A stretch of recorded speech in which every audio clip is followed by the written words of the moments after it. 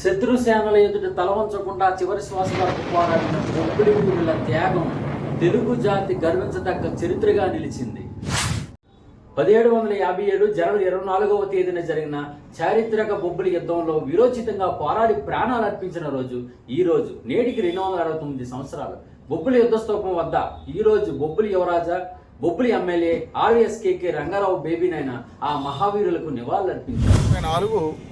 1757వ సంవత్సరం బొబ్బిలి యుద్ధం జరిగినటువంటి రోజు పురస్కరించుకొని ఇవాళ బొబ్బిలి యుద్ధంలో మరణించినటువంటి అమరవీరులకు, వీర మహిళలకు అందరికీ కూడా నివాళులర్పించి వారి యొక్క వీరగాథ త్యాగానికి ప్రతిరూపమైనటువంటి ఆ ఘట్టాన్ని మరోసారి స్మరించుకుంటూ ఇవాళ వారి యొక్క త్యాగానికి, మాతృభూమి మీద వారికి ఉన్నటువంటి అమితమైనటువంటి ప్రేమ, పౌరుషం, వాత్సల్యం, త్యాగగుణాన్ని స్మరించుకుంటూ ఇవాళ వారికి నివాళులు అర్పించుకోవడం జరిగిందని మీకు అందరికీ కూడా తెలియజేసుకుంటాం.